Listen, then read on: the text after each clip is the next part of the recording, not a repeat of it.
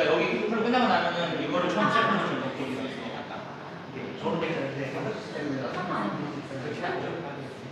그러니까 내 풀을 사니까 그거 없으시면 얼마나 좋겠어요. 그렇죠.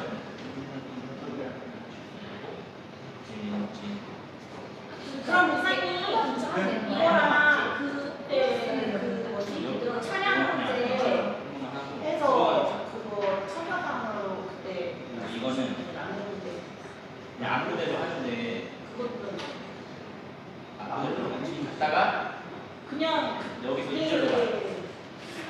그때 그리고 넘어가서 알수 3만에서 2절로 가요. 그거였나? 여기는 여기서 아들이랑 하고 달성이면 세녀로 가요. 이렇게 하고 그냥 양말이 그 이거 음원으로 여기서 다시 한번 가서 그 뭐야 이게 키가 올라가 키 올려서 해요. 그거는 안 하세요? 그냥 그렇게 하고 끝냈죠. 그냥 끝냈죠. 예. 그러니까 이게 앞으로는 좋은데 여기서 이렇게 한 다음에 앞으로 가. 여기는 원래 나가는데 안 넘어가고 다시 해서 2절로 가. 2절로 가서 여기서 이렇게 하면서 여기서도 여기서 여기 가서 있어. 맞아요. 근데 두 번이 1절, 2절, 1절, 2절. 할수 있게 그냥 그 다섯 개들이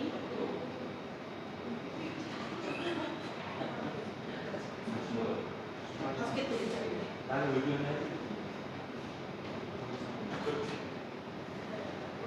그거 그냥 그것도 다 가지고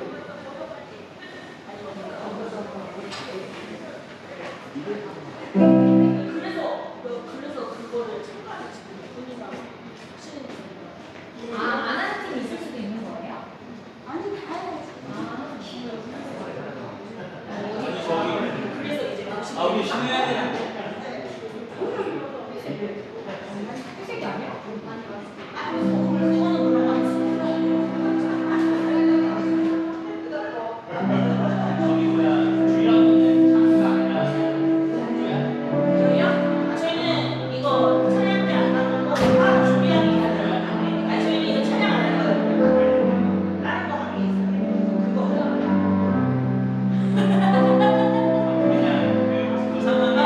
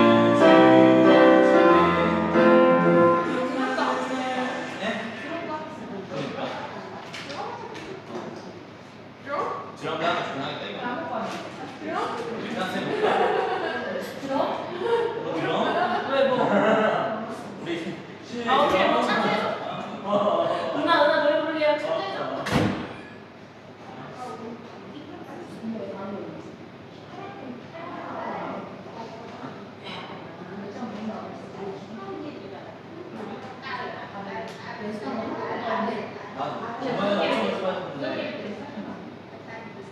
그렇지 않고서요. 나는 알고 왜 뭐 그렇게 생각하시죠? 아닐 수도 있어요. 연습을 안 하고 계실 수도 있다고요. 어? 그때 나와가지고 왜 옛날에 수요일 때 그룹들로 찬양 불러면 사실 그때처럼 그래. 장이요. 그러면서 나는 몇 장이요?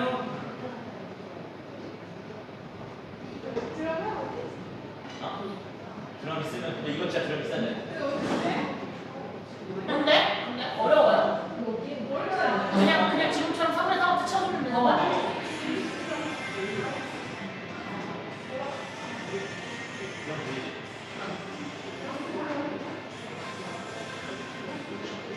방금 이거 떠담은 이거 제가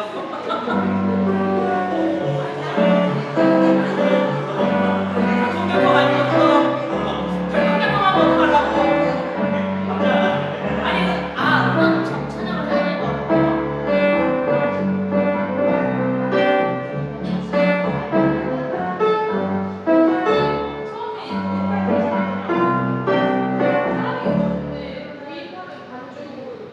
안 한대.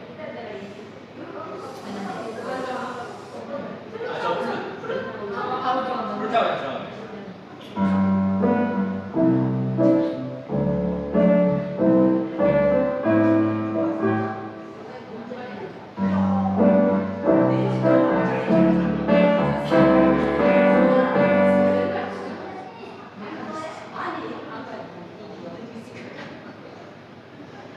나 저번에 너무 수영인데 좀 숨죠. 야 무서워. 그건 내가 맨날 하는 짓인데 엄마 아니 같은 말도 안 돼. 갑자기 내가 진짜 숫자를 안 거야. 나이 먹으면 내 친구. 내가 그거는 엄마 같은 이제 거 나올 거야? 한 번에 밀어내고 있지 하나 더 하나? 신발 거기 가야 돼. 그 신발이야? 오르간 신발이 여기 갖다 야 돼. 아 오르간 신발 있어? 네. 그렇지 어쩔 수 없지 전처 빨간색 그 신발도 잘 어울려요.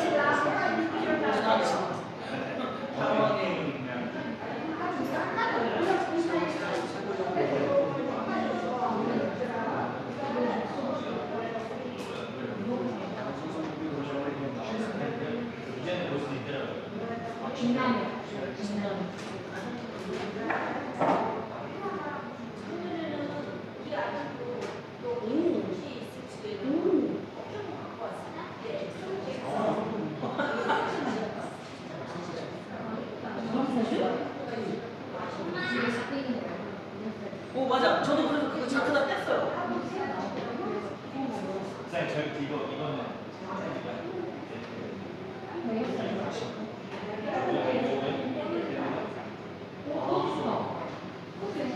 깔끔하게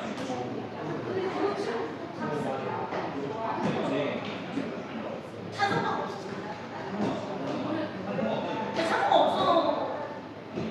또 되게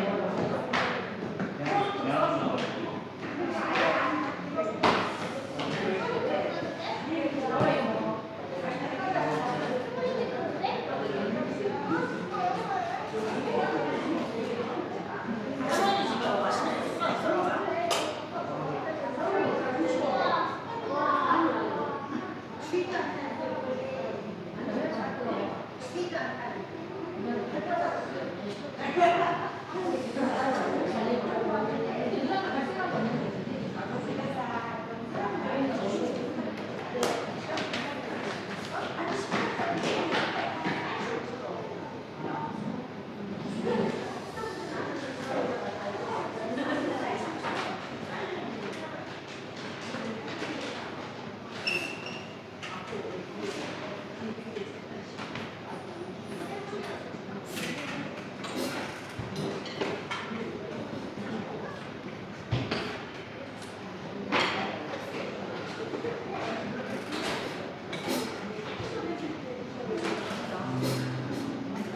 할렐루야. 주일용 찬양대회 자리에 나오신 여러분 주님을 환영합니다. 우리 함께 다시 오실 예수님을 기다리는 마음으로 찬양해요.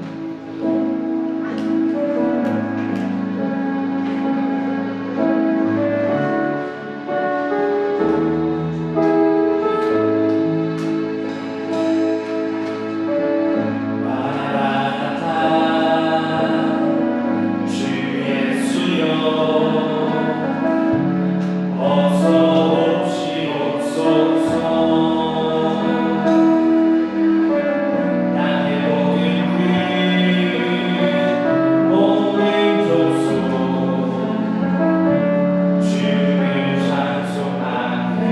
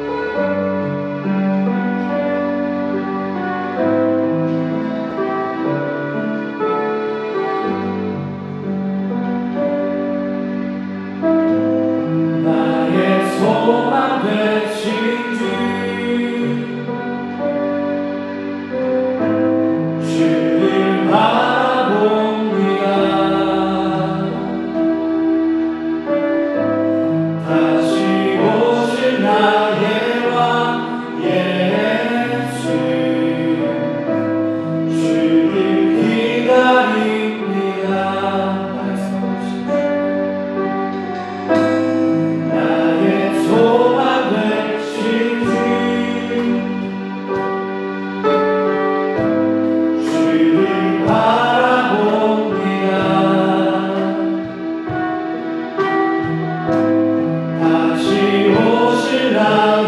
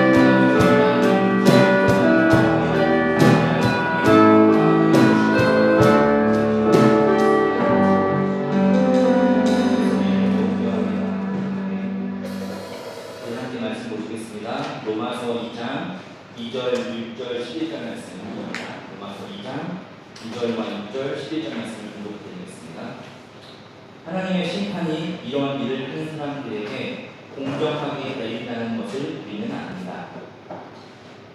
하나님께서는 각 사람에게 그가 한 대로 갚아주실 것입니다. 하나님께서는 사람을 차별함이 없이 대하시기 때문입니다. 아멘. 근데 왜 성경 구절 안 올려줘요?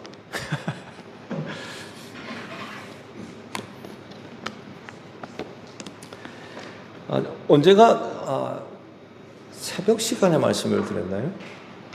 대한성서공회에서 새로운 번역본이 나와서 소개를 해드린 적이 있죠. 새한글 성경이라고 새로운 번역본이 나와서 주로 젊은이들을 위해서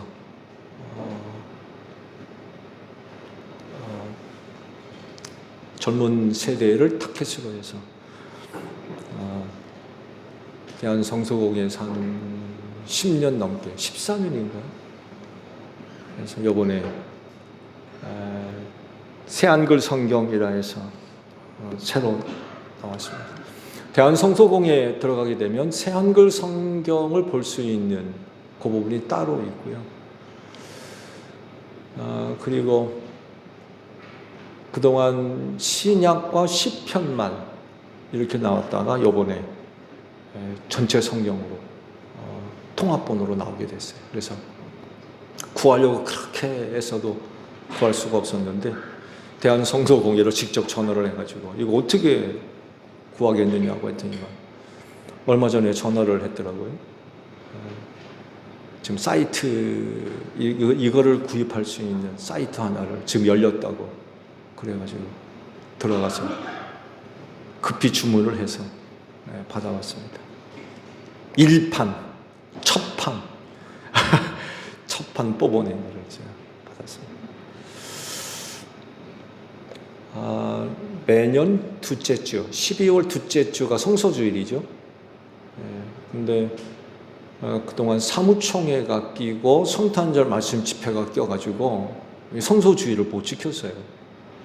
돌아오는 주일날 성서주일 겸해서 지키려다가 다른 순서를 지금 따르고 있는데 기회가 되면 이 성경에 관한 말씀을 해드릴 필요가 있어서 지금 준비를 하고 있습니다.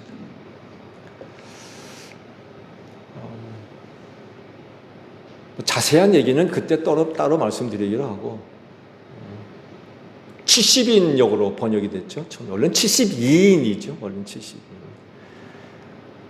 이스라엘의 12지파의 각 지파에서 6명씩 파송을 해가지고 성경을 이제 헬라어로 번역을 했죠.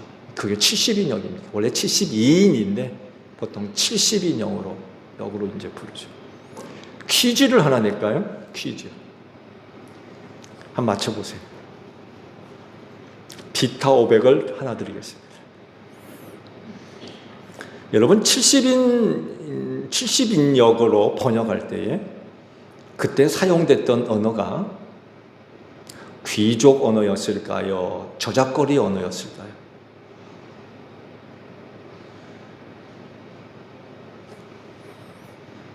하나님의 말씀이에요. 하나님의 말씀을 헬라어로 번역을 하는데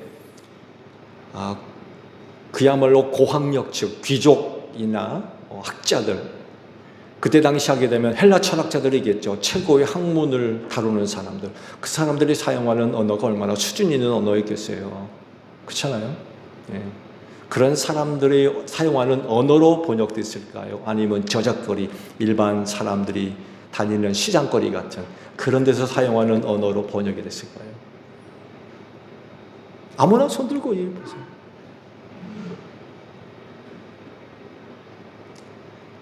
권소영 교도사님, 70인역 당시 번역 사용했던 언어가 어디에 기반을 둔 번역이었을까요?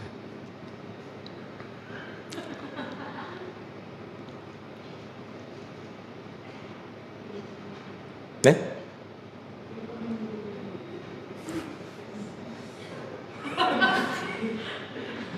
현 선생님, 우리 젊은 청년의 얘기를 한번 들어볼까요? 어느 언어로 번역이 됐을까? 70인요.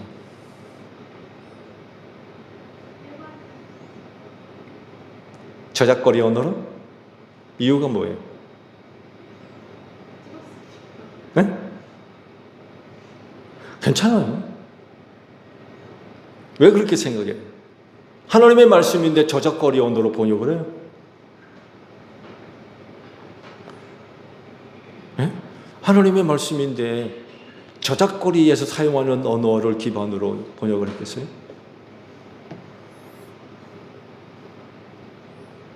흔들리지 마세요.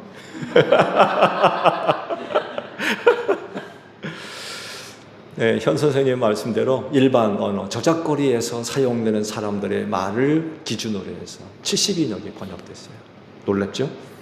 하나님의 말씀인데 아니 어떻게 저작거리에서 사용하는 사람들의 말로 번역을 했을까? 왜 그래요? 성경 말씀은 거룩한 말씀이지만 모든 사람들이 볼 수 있는 성경이 되어야 되기 때문에 그래요. 당시 최고의 학문을 연구하는 사람들이 철학자들 아닙니까? 그들이 사용하는 말, 그들이 사용하는 글로 번역을 하면 교육받지 못한 사람들은 읽지를 못하는 거예요. 무슨 뜻인지 읽어봐도. 그럼 성경의 의미가 없는 거죠. 시간이 지나요. 아무래도 시간이 지나면 헬라 시대가 저물 수밖에 없지요. 그렇죠? 헬라 시대가 영원할 수가 없어요. 그 다음 어떤 시대가 도래합니까? 로마 시대가 도래하죠. 그러면서 더 이상 헬라어를 사용하지 않습니다. 헬라어는 잊혀져가는 언어가 됐어요. 처음에는 헬라 시대에 최대의 문명을 자랑하던 그 시대의 언어로 헬라어를 번역했는데 시간이 지나고 나니까 헬라어도 죽은 말이 되어버렸어요. 그 다음으로 번역된 게 뭐예요? 라틴어입니다. 라틴어. 라틴어로 번역이 됩니다. 그러면 라틴어는 또 어떻게 번역됐을까요? 보통 라틴어를 멀게트 역으로 부르기도 하는데 여러분 이 멀게트라는 의미가 뭔지 아십니까? 헬라어가 저작거리 언어로 번역됐듯이 라틴어도 그렇게 번역됐어요. 수준 낮은 이런 의미가 있어요. 낮은 계층의 사람들이 사용하는 언어로 성경을 번역했어요. 왜? 그런 사람들이 보편적으로 읽었을 때에 어려움 없이 읽고 이해할 수 있도록 고급 언어가 아니에요. 이렇게 되다가 중단돼 버렸어요. 어느 시대에? 이렇게 성경이 의미 있게 번역돼 내려오다가 중단돼 버렸어요. 로마 교회, 로마 카톨릭이죠. 로마 카톨릭 시대에 그게 중단돼 버렸어요. 그리고는 어떤 부작용이 벌어져요? 사제들만 볼 수 있는 성경이 돼 버렸어요. 라틴어를 하지 않으면 이 글을 못 보는 거예요. 아시죠? 사제들 이외에는 성경책을 소유를 못했어요. 죽은 성경이 되어버렸죠. 이게 언제 풀립니까? 종교개혁 시대에 그야말로 번역이 일어나죠. 하나님의 말씀을 각 나라 말로 번역이 되기 시작했어요. 하나님의 은혜죠.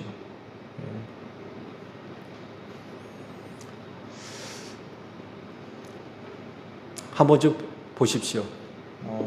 인터넷을 통해서도 보시고 좀 경제적으로 도움이 된다 그러면 지금 할인으로 3만 원이 조금 넘나요? 번역본이기 때문에 뭐 어느 나라로 말로 번역이 되든 완벽한 번역이 될 수가 없어요.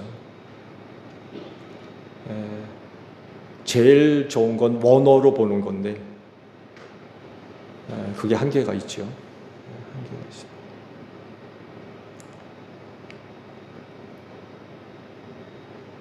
성경을 보는 방법 중에 하나가 여러 성경을 같이 보는 겁니다.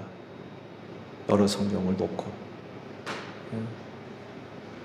그리고 되도록이면 어떻게 또 들으실지 모르겠는데 되도록이면 최근에 번역된 것을 보십시오. 최근에 번역된 것. 그게 가장 잘 번역이 된 겁니다. 시간이 지나면서 성경 원어를 연구하는 분들, 이전에 알지 못했던 그런 단어의 의미들을 찾아내면서 새롭게 이제 번역이 되는 거죠. 그래서 성경을 볼 때에는 최근에 번역된 것으로 보는 게 좋습니다. 사실 오역들이 많아요. 오역들이. 한글로 번역이 어려운 거죠. 의미가 통하지 않았던 그런 것들이 번역본을 통해서 새롭게 이제 적용이 되는 거죠. 네, 말씀을 드린 대로 그럼에도 불구하고 완전치가 않아요. 네, 번역본이기 때문에. 그래서 이제 말씀을 드린 대로 성경을 같이 여러 개를 놓고 이제 비교해 보는 거죠. 젊은이들이라고 하면 한 번쯤 봐야 될 성경인 것 같아요. 지금 우리 한국교회 대부분이 개역개정을 보고 있는데 개역개정의 여러 가지 문제점들을 많이 이야기하고 있어요, 지금. 그래서 성소공회에서도 개역개정을 새롭게 또 번역을 준비하고 있는 그런 것으로 알고 있어요. 현 선생님이 신앙 세대 교회 중심적인 그런 세대가 될 때엔 아마 지금 개역개정은 사용하지 않을 겁니다. 한 번쯤 보세요. 보시기를 추천드립니다. 사람들은 자기 존재를 어떻게 이해를 할까요? 크게 두 종류로 나누어 볼 수가 있을 것 같아요. 하나는 일회성, 즉 살고 죽으면 끝. 한번 사람이 태어났다 죽으면 그것으로 끝. 사도계파 사람들이 그랬죠. 유대교 내 사도계파 사람들이. 그렇지만 그게 아니다. 사람이 한번 태어나서 죽는다고 그게 끝이냐?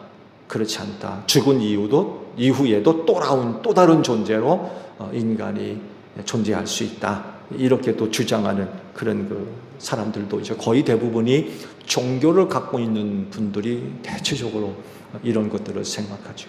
그죠? 기독교에서는 이제 지옥, 천국 이렇게 나눠질 테고, 다른 종교에서는 뭐 윤회 해가지고 죽었다가 뭘로 다시 태어나고 뭐 이런 윤회.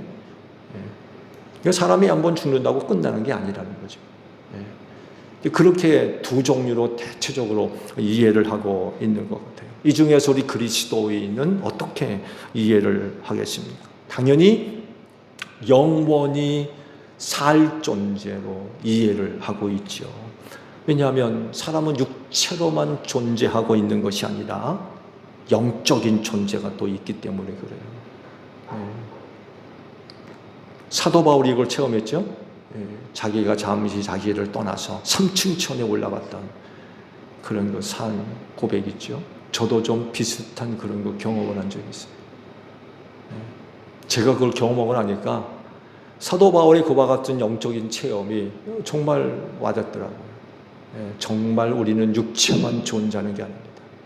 내 안에 또 다른 영적인 존재가 실제합니다. 실제. 뿐만 아니라 눈에 보이는 물질 세상만 있는 것이 아니라 눈에 보이지 않는 영적인 세계도 있다는 것을 우리는 믿고 있지요. 그런데요, 영원히 존재하는 이 영이 이 세상에 어떻게 살았느냐에 따라서 좌우된다는 것입니다. 즉 예수님 믿고 선한 일을 하면 죄 용서받고 하나님 나라에 들어가죠. 그렇지만 예수 믿지 않고 악한 일을 하게 되면 그 영혼 어디로 가요? 지옥으로 간다는 거예요. 불멸의 존재인 영적인 존재가 있는데 그가 이 세상을 어떻게 살았느냐에 따라서 그 영이 달라진다. 천국 가느냐, 지옥으로 가느냐. 이것을 결정한다는 것입니다. 예수님의 비유 가운데 부자와 거지 나사로가 아주 좋은 예가 되고 있죠. 그렇죠? 육신에 머무르고 세상을 살 때 부자는 호화롭게 먹고 살고 잔치를 벌이고, 나사로는 상에 떨어지는 부스러기를 집어먹고 사는 그런 사람이었지만 죽어서는 완전히 달라졌죠. 부자는 지옥에 들어가고 거지 나사로는 아브라함 품에 안겼대요. 이런 비유의 말씀을 보더라도 그가 이 세상을 어떻게 살았느냐에 따라서 그 영적인 존재가 달라진다. 천국에 가느냐, 지옥으로 가느냐, 이렇게 달라진다는 거죠. 이런 사실을 믿고 사는 사람들이기 때문에 천국 가기 위해서 예수 믿는 줄로 믿습니다. 그렇잖아요. 우리가 왜 예수 믿어요? 천국 가려고 예수 믿는 거 아닙니까? 죽으면 우리 역시는 먼지가 돼서 다 사라지지만 우리의 영은 하나님의 나라예요.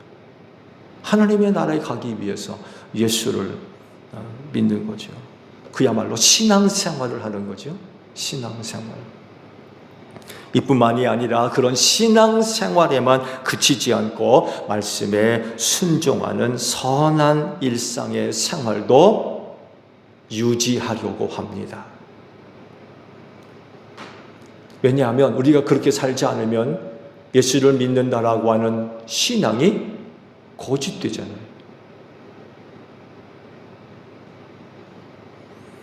신앙의 진리를 밝히는 증거가 바로 어떻게 살았느냐는 거예요. 그 사람이 어떻게 살고 있느냐. 신앙생활을 한다고 말하지만 그 생활이 선하지 않으면 그 신앙은 거짓이라는 거죠. 그래 야고보서 기자는 행함이 없는 믿음은 죽었다라고 그러잖아요.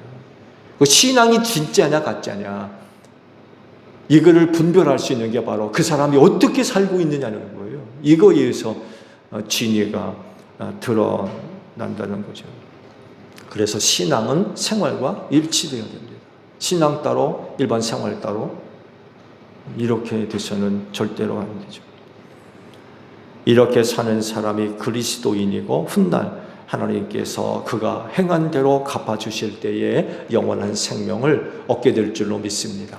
이런 사실을 지금 오늘 말씀을 하고 계시는 거예요. 사도 바울은 본문 말씀에서 사람을 대하시는 하나님에 대해서 두 번째로 말씀을 하세요. 6절 말씀이 바로 그겁니다. 말씀을 보면 하나님께서는 각 사람에게 그가 한 대로 갚으신다. 그가 한 대로 갚으신다.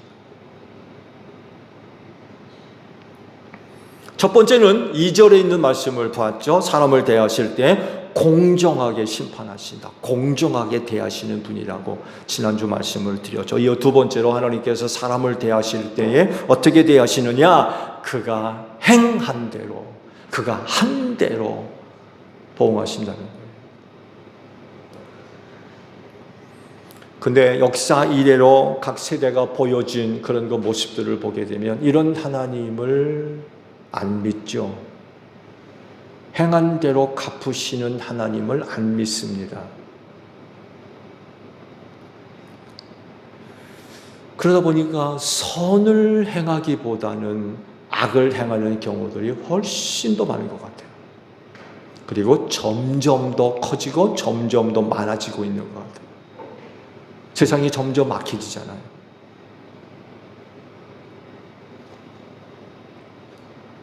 지금도 대부분의 사람들이요, 장차 하나님으로부터 이런 심판을 받을 줄을 몰라요.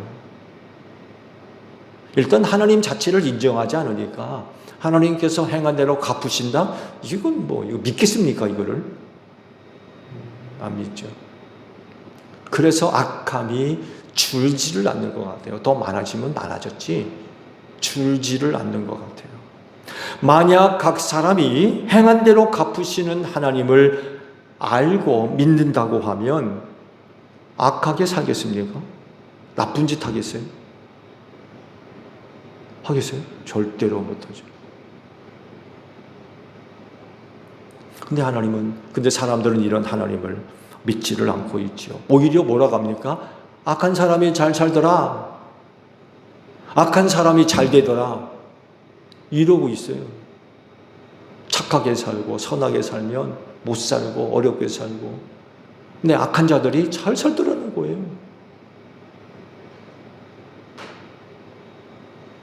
그러면서 악함을 옹호하죠.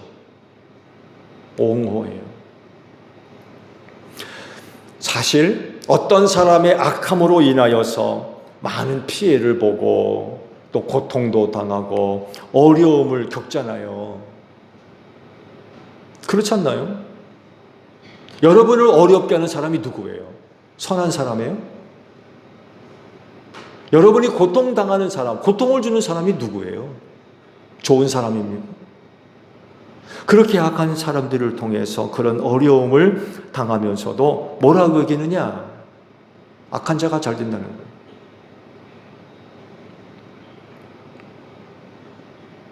그러면 자기도 악한 짓을 할 거란 거예요? 가능성만 있으면 하려고 할 거요? 들키지만 않으면, 들키지만 않는다면 나쁜 짓 얼마든지 할 수 있다는 거예요.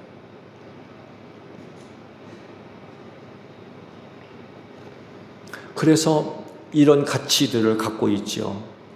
결과만 좋으면 오케이. 결과만 좋으면 오케이. 그 결과를 위해서 세워놓은 계획이나 과정, 수단과 방법 따지지 않아요. 그냥 결과만 좋으면 돼요.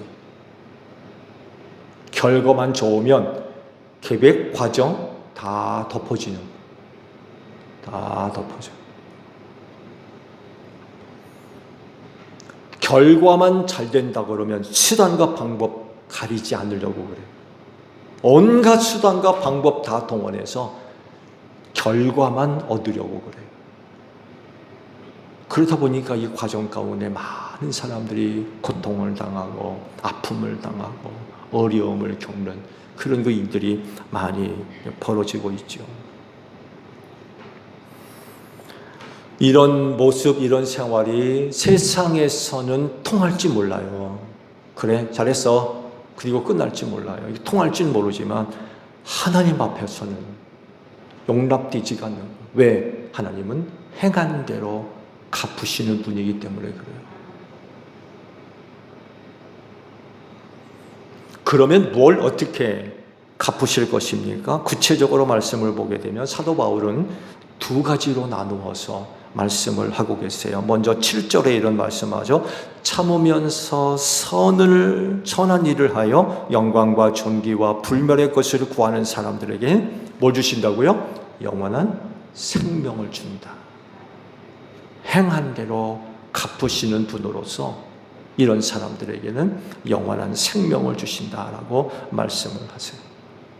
상반절에 참으면서 선한 일을 하여라는 그런 이거 말씀이 있죠. 그러니까 선한 일을 하려면 어떻게 해야 돼요? 참아야 된다는 거예요. 참아야 돼. 왜 참아야 될까요? 먼저는 우리 인간 자체가 악해요.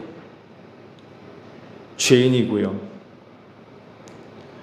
그래서 성경 보게 되면 모든 사람이 다 죄인이라고 그러잖아요. 타락한 본성을 갖고 태어나서 죄 짓고 살다가 죄 가운데 살고 결국 죄 가운데 망할 수밖에 없는 게 우리 인간 아닙니까?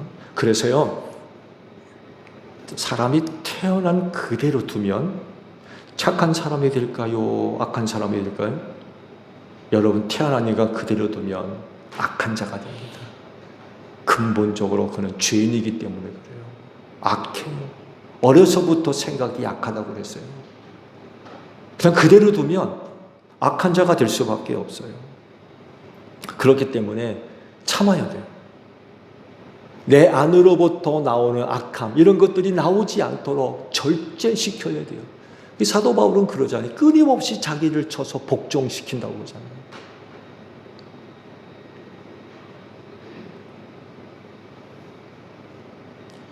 자기를 참지 않으면 선한 모습이 어려운 거죠. 그래서 참아야 돼요. 참아야 됩니다. 또 다른 하나는 유혹 때문에 그래요. 유혹받을 때 참아야 돼요.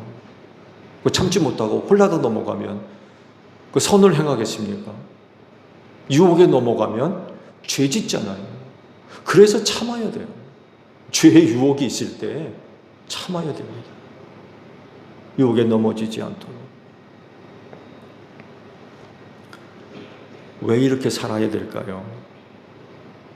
우리가 참고 선을 행하는 이유는 영광과 존귀와 불멸의 것을 얻기 위해서래요. 이런 것들을 얻으려면 참으면서 선을 행해야 된다라는 것입니다.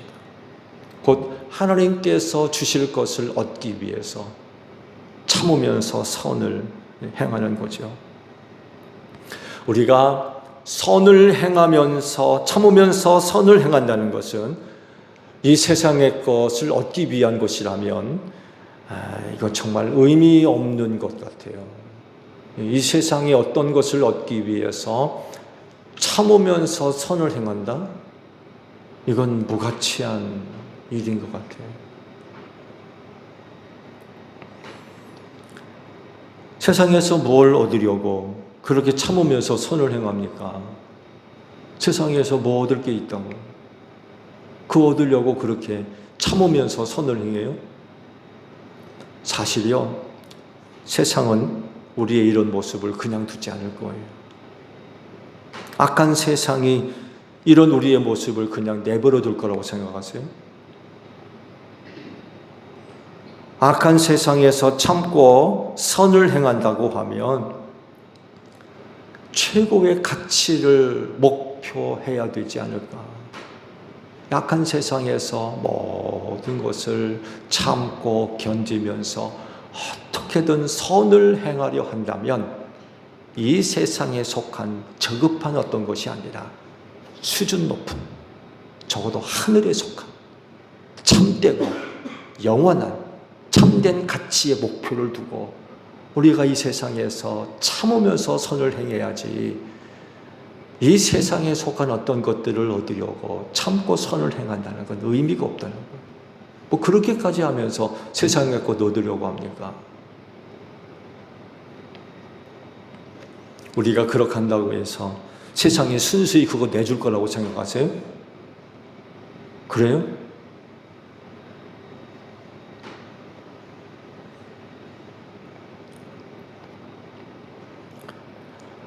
악한 세상에서 참고 선을 행하며 산다고 하면 말씀을 드린 대로 이 세상의 것이 아닌 하늘의 것, 참되고 영원한 가치의 목표를 두고 그렇게 살아야 그게 맞는 것 같아요. 하나님께서 주시는 영광과 존귀와 불멸의 것, 이것을 바라보고 이것을 얻기 위해서 이 세상을 참으면서 선을 행하는 의미가 있는 거죠. 그래야 의미가 있는 거예요. 참으면서 선한 일을 하여 영광과 존귀와 불멸의 것을 구하는 사람들에게 하나님이 어떻게 갚으신다고요? 영원한 생명을 주신다. 영원한 생명을 주신다.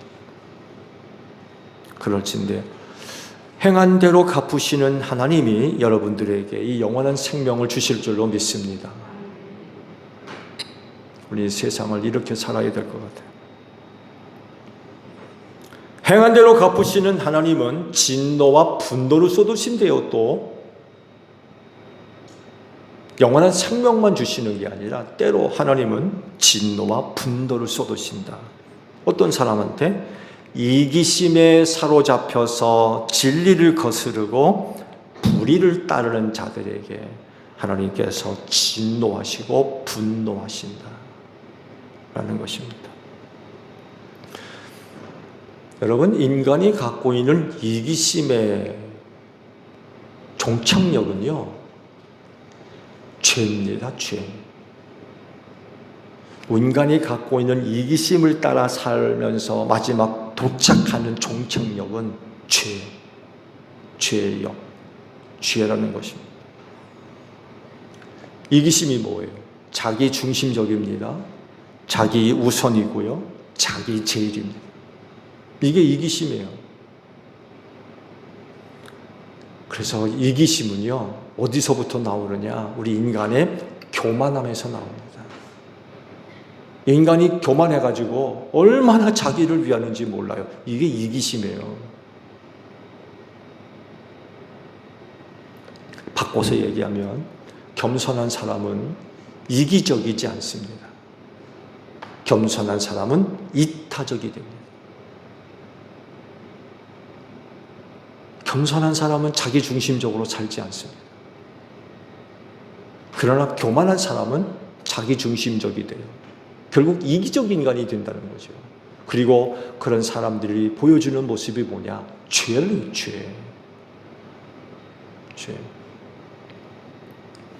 그래서 이기심에 붙들려 있는 사람은요, 진리를 거스를 수밖에 없어요. 불의를 저지를 수밖에 없습니다. 진리는 하나님을 높입니다. 진리는 사람을 섬기는 거예요. 여러분, 이게 진리 아닙니까? 그렇지만 이기심은 자기를 높입니다. 자기를 위해 삽니다. 그러다 보니까 하나님 섬기지 않아요. 더욱이 다른 사람 못 섬깁니다. 이기적인 사람이 어떻게 다른 사람을 섬겨요? 오히려 그런 사람들을 무시하고 지배하려고 그러고 압제하려고 그러고 빼앗으려고 그러고 자기 만족을 위해서 이용해 먹으려고 그러고 무시하려고 그러고, 이런 모습이 바로 타락한 인간이 갖고 있는 이기심이라는 것입니다. 이기심이 있는 사람 곁에는요, 많은 사람들이 고통을 당해요. 어려움을 당해요. 그런데 안타깝게도 사람들은 하나님이 행한 대로 갚으시는 분임을 몰라요. 즉 이기심에 사로잡혀서 불의를 따르는 사람에게 진노와 분노를 쏟으시는 하나님을 알지 못한다는 거예요.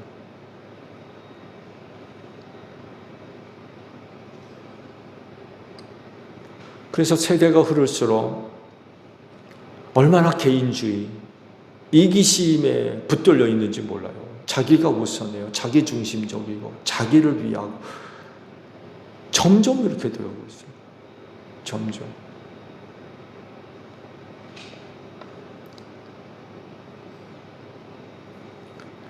그렇진데 사랑하는 제일교회 성도 여러분, 하나님의 주실 영광과 존귀와 또 불멸의 것을 얻기 위해 참으면서 선을 행하는 여러분들이 되시기를 바랍니다.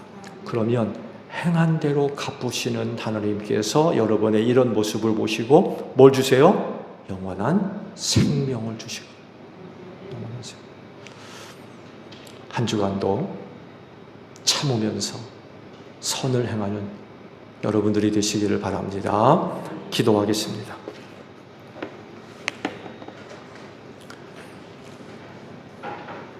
하나님께로부터 얻을 은혜를 생각하며 참으면서 선을 행하는 저희 모두가 되어지게 하옵소서. 하나님은 행한 대로 갚으시는 분이라고 말씀을 하십니다. 우리가 참으면서 선을 행할 때에 하나님께서 우리에게 영원한 생명을 허락해 주실 줄로 믿습니다. 세대는 기쁜 이기심 속에 빠져서 불법을 저지르고 진리를 버리고 사는 이들 얼마나 많이 있는지 모릅니다. 세대는 점점 타락해가고 악해가고 있는데 이런 세상 담지 않게 하시고, 비록 악한 세상에서 참으면서 선을 행하는 일들이 쉽지 않지만 하나님의 은혜를 생각하며 끝까지 참으면서 선을 행하는 저희들이 되어지게 하옵소서.